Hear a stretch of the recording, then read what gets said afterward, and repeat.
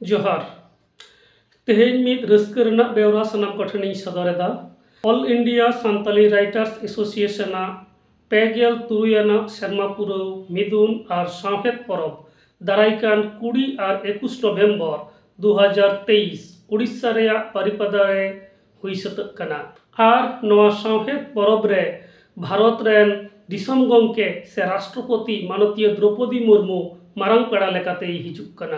भारत जाकात सान्ताड़ी ओनलिया गावतावा शर्मा पुरव सेनेलेद रे भारत रेन दिसम गंके मारंग पेड़ा लेकाते हिजुक कना। नवा दो पहिलो धाव कना उनाते सानाम कोगे नवा रे सेलेद काते नवा नेल सांगे और नवा सखी सबाय रे लक्ति मेना आकादा। भारत जाकात सान्ताड़ी ओनलिया गावता सावसावते साहित्य एकाडेमी पश्चिम बांग्ला सान्ताली एकाडेमी नौकना आयमा संगठन कोगे सान्ताड़ी पारसी सावहेद हाराबुरु रेको कमी कना और सान्ताड़ी पारसी रेया आखर लेकाते दो ऑलचिकी गे मानत को एम अकादा। ओना लेकाते गे तालमा सरकार और पनत सरकार हो सान्ताड़ी पारसी लगित ते दो ऑलचिकी आखर गे किन व्यवहारेत कना। हाले गे पश्चिम बांग्ला सरकार हो सोहराय रेना जहां सगुन थुम ओना हो ऑलचिकी आखर सान्ताड़ी पारसी ते सानाम होड़ा मोबाइल रे मैसेज तलाते कुल कदा। नौका लेकाते सान्ताड़ी पारसी सावहेद रेया हाराबुरु से नोआ रेया छारा पासनाव कमी दो गोटा धरती जाकात रे लेताड़ गे मेना आकादा। ओनाते भारत जाकात सान्ताड़ी ओनलिया गावतावा नोआ सावहेद परब रे दिसम रे राष्ट्रपति मारंग पेड़ा लेकाते हिजुक दो अड़ी रस्क और गौरव रेया बेवरा कना। माननीय द्रौपदी मुर्मू दो नोआ लहा झारखंड पनत रेन पनत गंके से राज्यपाल लेकाते होय ताहे कना। ओना अक्तो रे सरकार सान्ताल परगना टेनेंसी एक्ट सुधार रेया कमी होराय साब लेदा।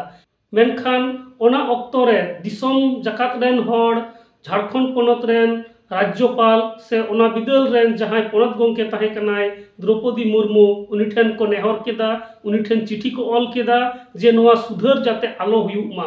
नोआ सुधार हुई लेनखान सान्ताड़ को आकोआ जहां जहासा जायगा मेना ओना को सानाम को आदा। ओनाते उनी दो ओना अक्तो रे झारखंड पनत रेया विधानसभा रे पास लेन सान्ताल परगना टेनेंसी एक्ट सुधार रिया जहां आईन ओना बिल रे उनी बांगे सही कदाय नौका लेका काते सान्ताड़ कोय बंचाव कात कोआ। तेहेन माननीय द्रौपदी मुर्मू गे भारत रेन राष्ट्रपति लेकाते मेना आकादेया। उनी ठेन आस दोहो गानोआ जे आदिवासी कोआ जहां बड़ी हुयुआ नौकना कमी दो उनी बांगे कोरावाय।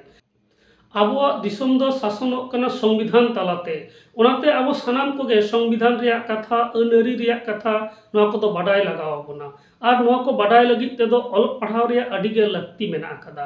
और अलग पढ़ाव सड़ाई लगित ते दो सावहेद बाडाय हुयुआ और सावहेद रिया परब गे हुयुक कना नोआ भारत जाकात सान्ताड़ी ओनलिया गावतावा जहां शर्मा पुरव सेनेलेद और सावहेद परब। ओनाते सानाम कोठे नेहर नोआ सावहेद परब रे सेलेद काते नोडे खुना सान्ताड़ी सावहेद रिया पुथी को तुमल काते नोआ को बोन पढ़ावा तबे अनिक गे आबोआ सावहेद आराआ आबोआ पारसी जियड़ोआ और आबोआ हक आइदार हबन न्यामा।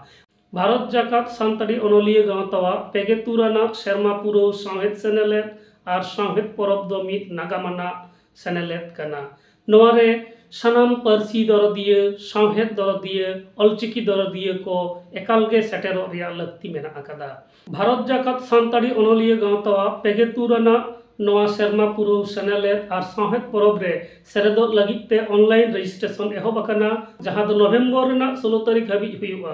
नोआ वीडियो रिया डिस्क्रिप्शन बॉक्स रे ओना रिया लिंक इᱧ एम एदा और ओना लिंक रे बोलो काते ओना जहां रजिस्ट्रेशन प्रोसेस मेना ओना दो कराव तेगे हुयुआ तबे अनिक गे नोआ सावहेद परब रे सेलेदो रिया दाव ᱧᱟᱢᱚᱜᱼᱟ। नोआ सावहेद सेनेलेद से सावहेद परब दो मिद नागामाना सेनेलेद कना।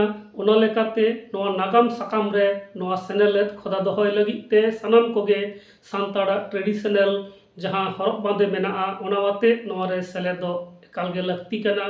सान्ताड़ी पारसी सावहेद हाराबुरु रेया नोआ आखड़ा रे इन सेटरिंग तहन कना देला आपे सानाम कोगे नोआ रे सेलेदो ताबन पे और नौका लेका काते सानाम कोते नोआ आखड़ा बोन साखी सभाया। सानाम को जोहार।